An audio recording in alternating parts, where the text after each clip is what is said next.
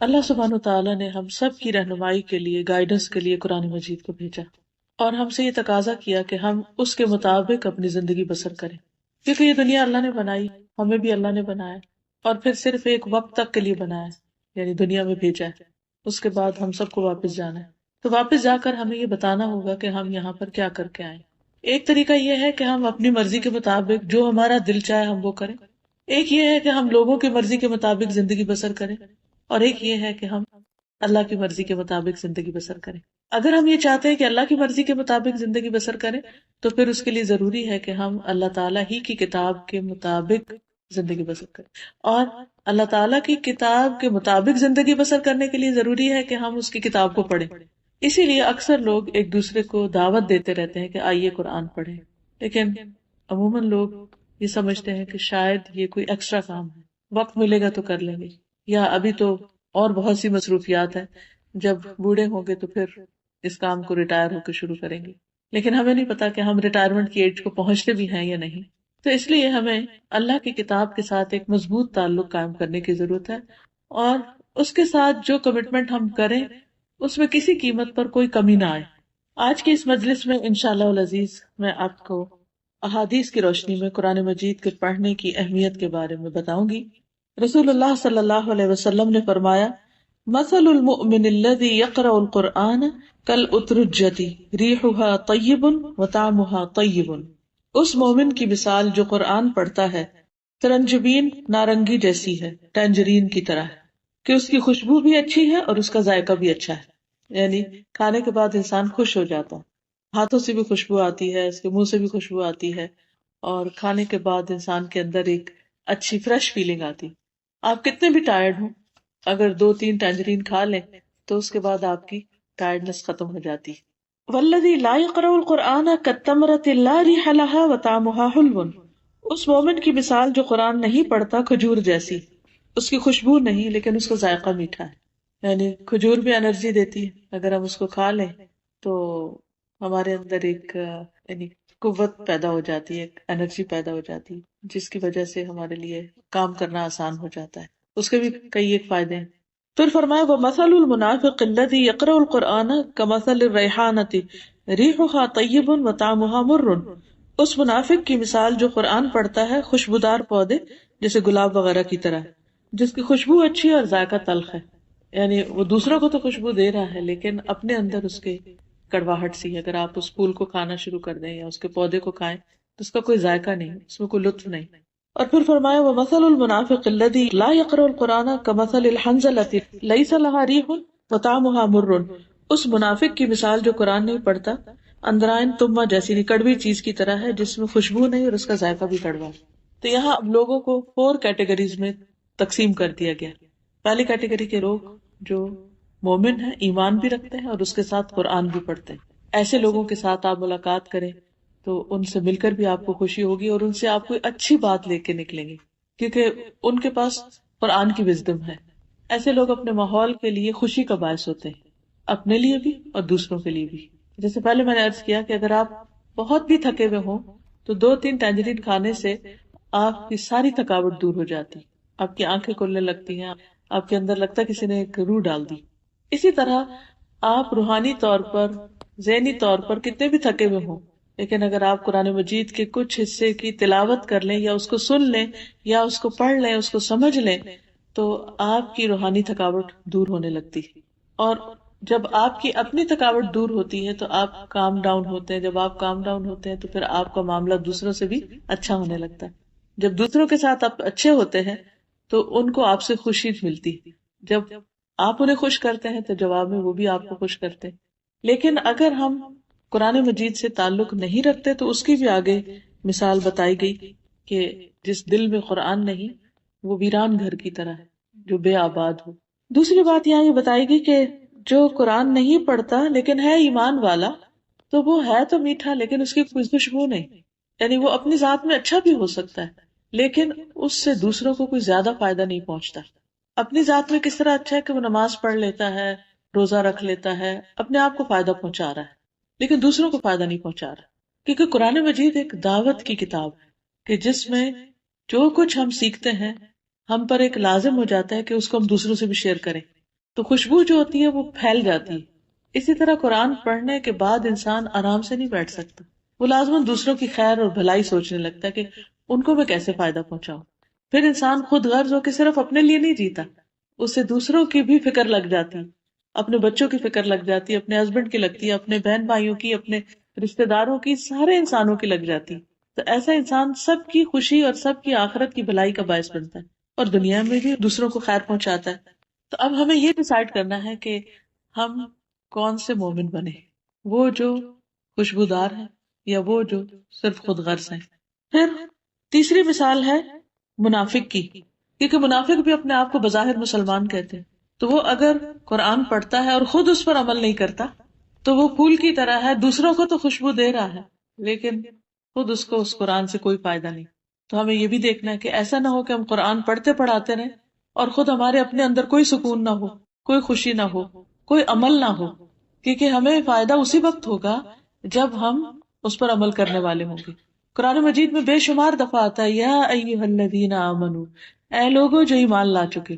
تو وہ ہمیں پکارا جا رہا ہوتا ہے کہ ہاں میں ایمان لا چکی ہوں، تو مجھے کیا کہا جا رہا ہے، میرے رب نے پکارا مجھے اے ایمان والی.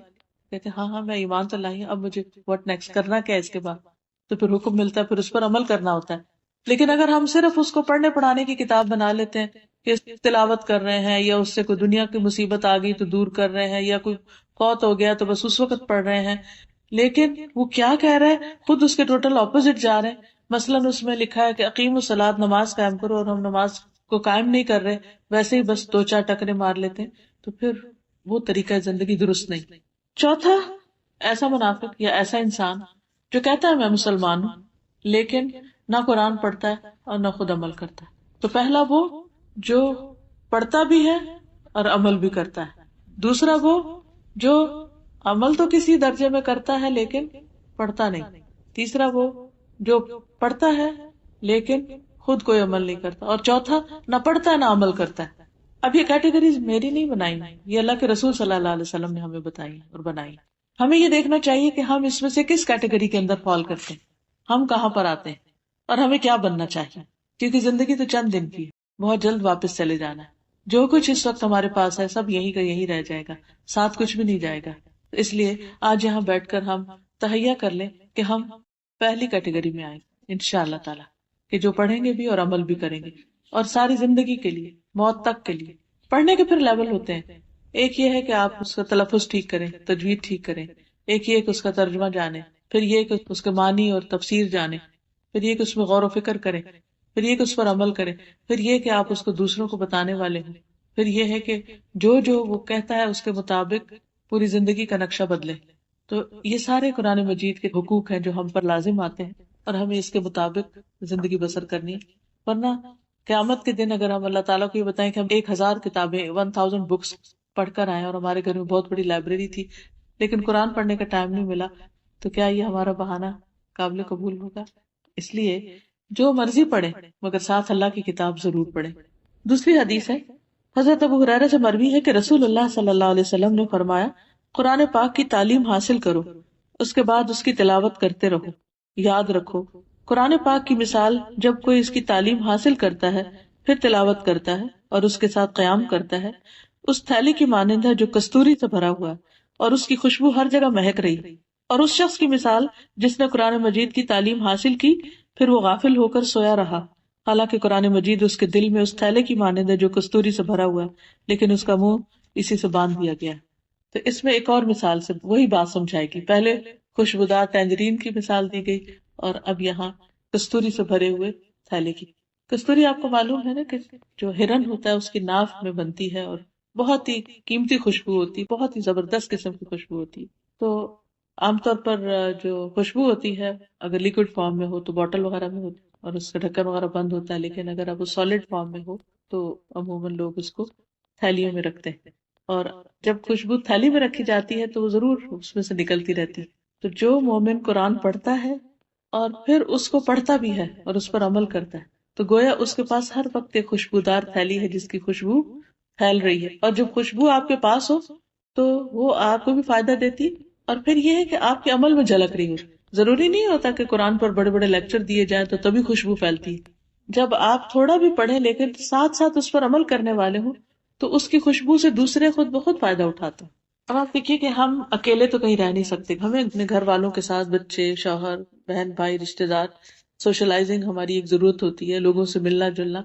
تو مختلف طرح کے لوگ ہوتے ہیں. کچھ لوگوں سے آپ ملتے ہیں تو آپ کا دل خوش ہو جاتا ہے، کچھ لوگوں سے آپ ملتے ہیں تو آپ الٹے بیزار ہوتے ہیں. کچھ لوگ ملتے ہیں تو وہ آپ کو اچھی کوئی بات کریں گے، آپ کا دل خوش ہو جائے.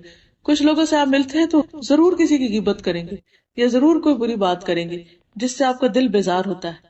تو جو سچا مومن ہوتا ہے اس کا ذائقہ بھی میٹھا اور اس کی خوشبو بھی اچھی، اور وہ ایسے ہے جیسے ہر وقت خوشبو کا تھیلا لے کے پھر رہا.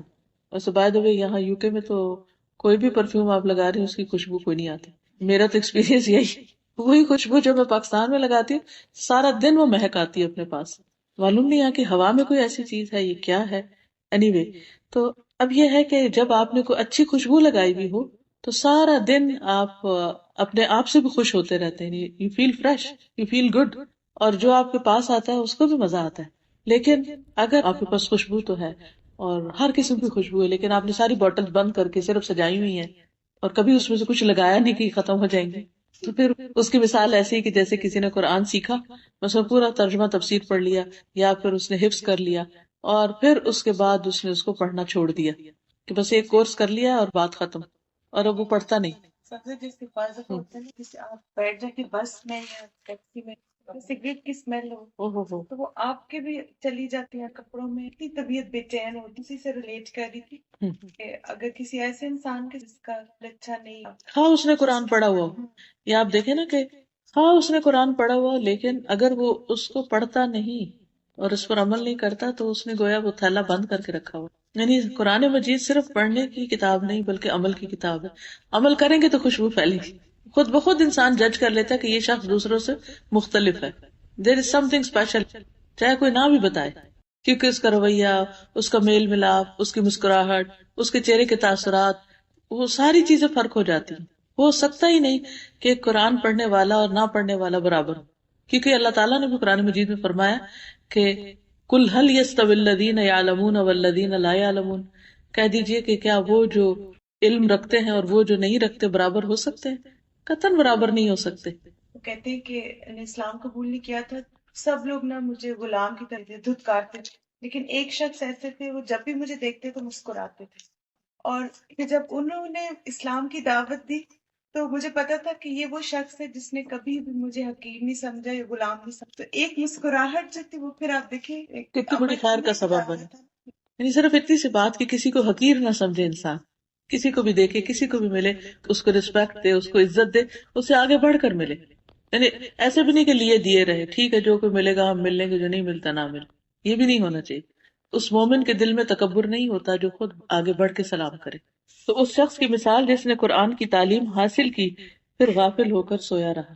یعنی خود اس نے پڑھا ہی نہیں، نہ نمازوں میں نہ تلاوت میں، اگر تہجد میں نہیں پڑھا تو بھی اسی میں شامل ہو جاتا ہے انسان، اور اگر صبح اٹھ کے فجر کی نماز کے بعد جیسے تلاوت کرنی چاہیے وہ تلاوت نہیں کی اور پھر سو گئے تو یہ ساری اسی میں چیزیں شامل ہو جاتی ہیں. گویا اس نے اپنی خوشبو سے فائدہ نہیں اٹھایا. بعض لوگ ہوتے ہیں حفظ بھی کر لیتے ہیں پھر اس کے بعد بھلا دیتے ہیں، اس کو پڑھتے نہیں، یاد نہیں رکھتے، تعلق نہیں رکھتے. سنی نا جب سورۃ الفاظ سے لکھتے ہیں کے بعد کا پڑھا ہوا قرآن اللہ سبحانہ تعالیٰ کو پھر تب سے اب زیادہ جیسے مجھے انشاءاللہ پڑھ کے بعد قرآن. پر ویسے بھی ان قرآن الفجر کان مشہودا. آپ میں سے کوئی کچھ کہنا چاہے؟ ہاں بات کی. یعنی وہ رونق اور وہ انرجی نہیں ملتی، وہ سکون اور خوشی نہیں ملتی. جیسے یہ چیز فطرت میں بھی ہے نا کہ پرندے جتنے ہیں، آج کوئی مجھے بتا رہا تھا کہ ان کا طوطا ہے اور وہ صبح سویرے سب سے پہلے اللہ اللہ کرتا ہے. انہوں نے اس کو لفظ اللہ سکھا دیا ہوگا اور وہ ارلی مارننگ اللہ کا نام لیتا ہے. تو چلو طوطا تو بول کے اللہ کر رہا ہے، لیکن اللہ تعالیٰ فرماتے ہیں کہ وہ ام من شیء الا یسبح بحمدہ، کوئی چیز ایسی نہیں کہ جو اللہ کی تسبیح نہ کر رہی، ہر چیز اللہ سبحانہ وتعالیٰ کی تسبیح کر رہی. جی اس وقت بھی پڑھ سکتے ہیں، اس وقت بھی پڑھ سکتے ہیں. دن کے کاموں کا آغاز جو ہے وہ اللہ کی کلام سے ہونا چاہیے. یعنی اس سے پہلے کہ آپ اور کوئی کام شروع کریں پہلے آپ پڑھ لیں. اگر آپ کے پاس اس وقت بہت وقت نہیں بھی تو بھی کم از کم اس کو کھولیں، اس کو دیکھیں اور ایک صفحہ پڑھ لیں، 2 پڑھ لیں، زیادہ پڑھ لیں. اور اگر آپ پڑھتے رہیں تو آپ کی اسپیڈ خود بخود زیادہ ہو جائے گی. شروع میں گھبراہٹ ہوگی، اور اگر آپ سمجھتے ہیں کہ آپ کی ابھی تک کچھ غلطیاں بھی ہیں تو کچھ پڑھنے کے بعد آپ کسی بھی اچھے قاری کی، جیسے ابھی ہم نے ڈفرنٹ تلاوتیں سنی ہیں، وہ لگا کے انگلی ساتھ رکھ کے تو غور کرتے جائیں الفاظ کے اوپر، اور بغیر آواز کے منہ کو ساتھ ساتھ ہلاتے جائیں، تو اس سے بھی اگر کوئی اور ٹیچر میسر نہیں تو انشاءاللہ تعالیٰ آپ بہت اچھی طرح سیکھ جائیں گے اس سے، یعنی وہ سن کے، کیونکہ لسننگ سے انسان کی ریڈنگ امپروو ہوتی. جی ہاں، اس میں یہ ہے کہ جیسے سورت واقعہ کے بارے میں جو حدیث ہے وہ تو ضعیف ہے، مگر سورت ملک آپ پڑھ سکتے ہیں. اسی طرح جمعے کے دن سورت الکہف ہے. لیکن صبح کے وقت یہ جو ہمارے کلچر میں عام ہے، سورت یاسین اور سورت رحمان وغیرہ ریگولرلی پڑھنے کی، اس کی کوئی دلیل نہیں. صبح کے وقت شروع سے لے کے قرآن مجید آخر تک سال میں کم از کم ایک دفعہ ضرور ختم ہو جانا چاہیے. سورت البقرہ سے پڑھ کے الناس تک، رمضان تک ایک پڑھ لیں اور پھر رمضان میں ایک اور، یہ منیمم ہے، بیر منیمم. اس سے زیادہ جتنا بھی چاہیں آپ پڑھیں. یہ جو پارے بنے ہیں 30، تو یہ سہولت کے لیے بعد میں بنے. نبی صلی اللہ علیہ وسلم نے پارے نہیں دیے ہمیں، یہ کس لیے؟ تاکہ ہر روز ایک پارا پڑھتے پڑھتے مہینے میں ایک ختم کر دیا جائے. پھر اسی طرح منزلیں ہیں، تو جو لوگ منزل کے نشان سے پڑھیں وہ ہفتے میں ایک دفعہ ختم کر لیں. اور ویسے یہ کہ 3 دن سے کم میں نہیں ختم کرنا چاہیے. 10 پارے کوئی پڑھے تو 3 دن میں ہو جاتا ہے، اور وہ جو ہم منزل کا نشان 7 منزلیں ہیں جی، ویک میں ہو جاتا ہے پھر. جی ہاں. ہاں لیکن یہ کہ وہ آپ شروع سے قرآن مجید شروع کر کے نشانی لگا کے وہ پڑھنا شروع کریں. جی جی. رات کو تہجد میں قرآن مجید اگر زبانی یاد نہیں اور لمبی صورتیں بھی یاد نہیں تو آپ اپنے سامنے سٹینڈ پر رکھ کر دیکھ کر بھی پڑھ سکتے ہیں. اور اس کی دلیل ہے حضرت عائشہ رضی اللہ تعالیٰ عنہا کے غلام تھے زکوان، تو ان کو حفظ نہیں تھا تو وہ دیکھ کر پڑھتے تھے مصحف سے. اس میں اگر آپ بڑا قرآن مجید لے لیں نا، کہ جس کے ایٹ لیسٹ 2 بڑے بڑے پیج ہوں، تو ایک رکعت میں ایک پیج پڑھ لیں، دوسرے میں دوسرا پڑھ لیں، اور پھر جب اگلی دفعہ اٹھیں تو پھر ایک ایک پیج پڑھ لیں. کر سکتے ہیں جتنی کم سے کم حرکت ہو. بس اس طرح ہے کہ ایک دفعہ ایسے سے ایسے کر لیں، لیکن اٹھا کے ہاتھ میں آگے بھی دیکھنا پیچھے، یہ سب غلط، یہ نہیں ہونا چاہیے. ویسے آج کل سٹینڈ ملتے ہیں، مجھے نہیں معلوم یہاں ہے کہ نہیں، دبئی میں ملتے ہیں، میرے پاس ہے. اور جی آپ یہ بھی کر سکتے ہیں کہ جیسے یہ میز ہے اپنے لیول کے، جیسے ڈائننگ ٹیبل کے پاس اگر آپ پڑھ رہے ہیں یا کوئی بھی چیز جس پر آپ رکھ دیں، پاک صاف جگہ ہو، اور ایک ہاتھ سے بس لے کے پڑھ کے پھر رکوع میں جاتے ہوئے اس کو دوبارہ رکھ دیں، تو بس اس طرح بھی پڑھ سکتے ہیں اگر سٹینڈ نہیں ہے. لیکن دونوں ہاتھوں سے نہیں اٹھائیں، ایک ہاتھ سے اٹھائیں اور ایک ہاتھ ایسے بندھا بہو کہ آپ کا ہاتھ بھی بندھا رہے اور یہ بھی ساتھ پڑھ سکے. اس طرح بھی کر سکتے. جی اس کو دوبارہ یاد کرنا شروع کر دیں.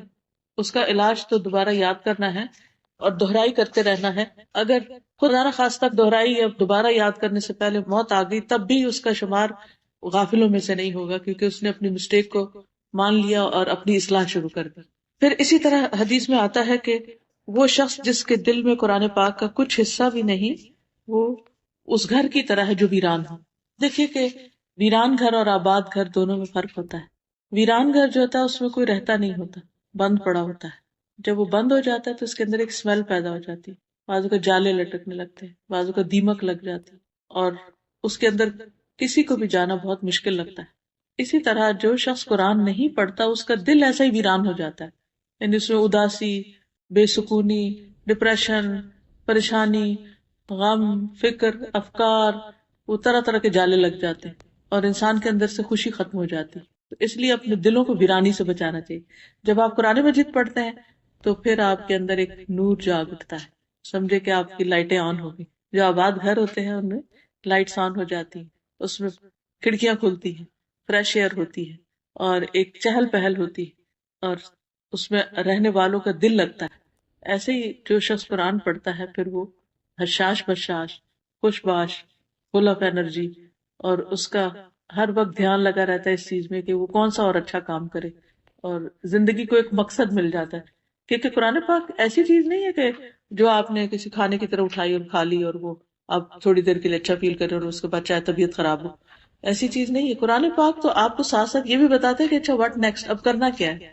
تو ہر روز ایک نئی امنگ شروع ہو جاتی، ایک نیا ولولہ، ایک نیا جذبہ اور ایک نئی سوچ آپ کو ملتی. یو کانسٹینٹلی گرو وتھ قرآن. جی آپ کچھ کہہ جی. وضو کے بغیر اگر ہاتھ نہیں لگانے چاہیے تو اس کا جو عربک ٹیکسٹ ہے اس کو ہاتھ نہیں لگائے، یعنی یہ تو گتا ہے نا. تو اگر اس گتے کو ہاتھ لگایا یا کاغذ کا جو کنارہ ہے اگر اس وقت یہاں تک ہاتھ لگ گیا تو کوئی حرج نہیں ہے، آپ اس طرح یعنی اوپر انگلی نہیں پھیرے، جی تفسیر پڑھ رہے ہیں یا کچھ بھی کر رہے ہیں تو آپ عربک کو ہاتھ نہیں لگائیں، آپ صرف نگاہوں سے دیکھنے میں کوئی حرج نہیں، اس کو پڑھ سکتے ہیں ننگے سر۔ اچھا، پڑھنے کا تو پڑھ سکتے ہیں، جیسے آپ کچن میں کام کر رہے ہیں، سر سے دوپٹہ اتر گیا، جیسے صبح شام کی دعائیں پڑھ رہے ہیں، اس میں آیت الکرسی بھی ہے، معوذتین بھی ہے، تو آپ اگر اس کو پڑھ رہے ہیں تو کوئی حرج نہیں ہے۔ لیکن جب آپ عبادت کی غرض سے قرآن مجید کی تلاوت کریں تو اس کے ادب کا خیال رکھیں، اس سے یہ ہوتا ہے کہ جتنا زیادہ ایک ماحول بنتا ہے، آپ کے ماحول کا مطلب یہ کہ آپ کے اندر ایک فیلنگ آتی ہے کہ آپ ایک اسپیشل کام کر رہے ہیں، تو ہر اسپیشل اوکیزن کے لیے ایک ڈریس ہوتا ہے، تو اس سے آپ کی فیلنگ اور ہو جائے گی۔ اور اگر آپ سب کچھ اتار کے بس ایک عام دنیا کی کتاب کی طرح اس کو پڑھ رہے ہیں تو پھر اس کا وہ امپیکٹ نہیں ہوگا۔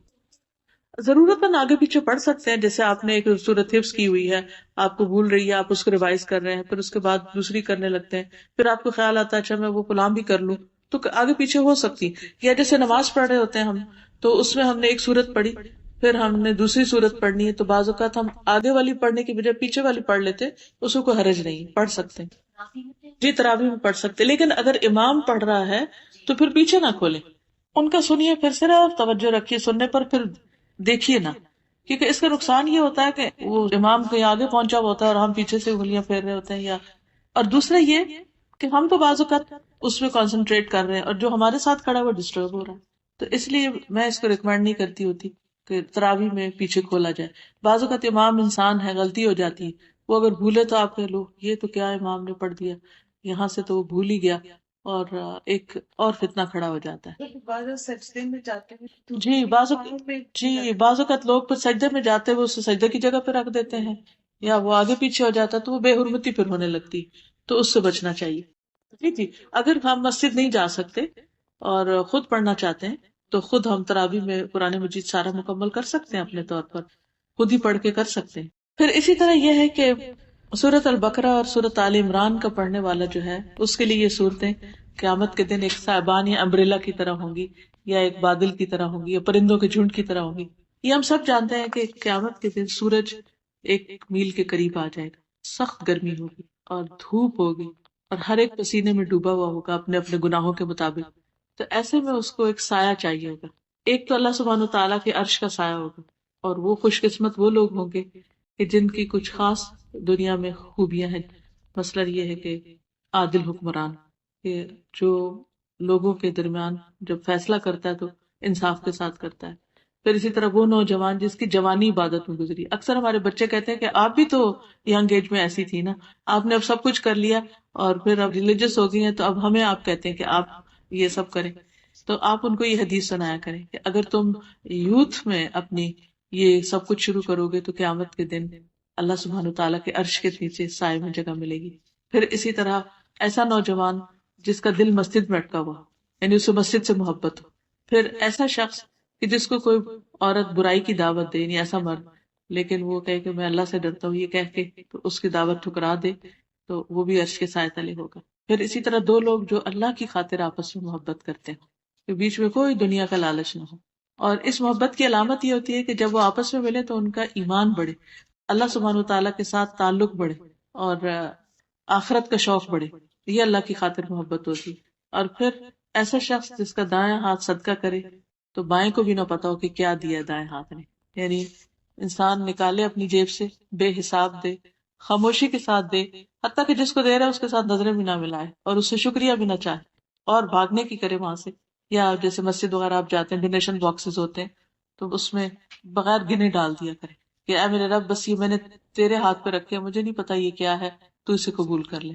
تو ایسے لوگ بھی عرش کے سائے تلے ہوں گے جو اتنا خفیہ صدقہ کرے کہ کسی کو بھی نہ پتا ہو، ان کے ماں باپ کو بھی نہ پتا ہو، بچوں کو بھی نہیں، دوستوں کو بھی نہ پتا ہو، اور اس کو کہیں مینشن بھی نہ کرے، کیونکہ ورنہ کیا ہوتا ہے کہ ہم کچھ کر لیتے ہیں پھر دوسروں کو بتانے لگتے ہیں کہ ہم نے یہ کیا وہ کیا، کر کرا کے ضائع، تو کسی کو بھی نہ بتائے، یہ اس کا سیکرٹ اللہ کے ساتھ رہے کہ صرف اللہ تعالیٰ کو پتا۔ تو ایسے لوگ قیامت کے دن عرش کے سائے تلے ہوں گے۔ پھر یہ کہ عرش کے سائے کے علاوہ قرآن مجید کا سایہ ہوگا، اور جس میں خاص طور پر سورۃ البقرہ اور آل عمران کا سایہ۔ پھر اسی طرح مومن اپنے صدقے کے سائے میں ہوگا قیامت کے۔ ایک شخص تھے، وہ جب بھی گھر سے نکلتے تھے کچھ نہ کچھ ضرور ساتھ لے جاتے تھے صدقہ کرنے کے. تو ایک دن جب انہیں کچھ بھی نہ ملا تو انہوں نے گھر سے پیاز دیکھا کہ گھر میں پیاز رکھا ہوا، وہی اٹھا کے جیب میں ڈال لیا کہ کسی کو پیاز ہی دے دوں گا، لیکن دینا ضرور ہے. تو یہ ایک شوق ہے نا جو انسان کو لگ جاتا ہے. اور ویسے بھی صدقہ جو ہے وہ بلاؤں سے بچاتا ہے انسان کو. تو ہر روز ہمیں عادت ڈال لینی چاہیے کہ کچھ نہ کچھ ضرور صدقہ کرنا ہے.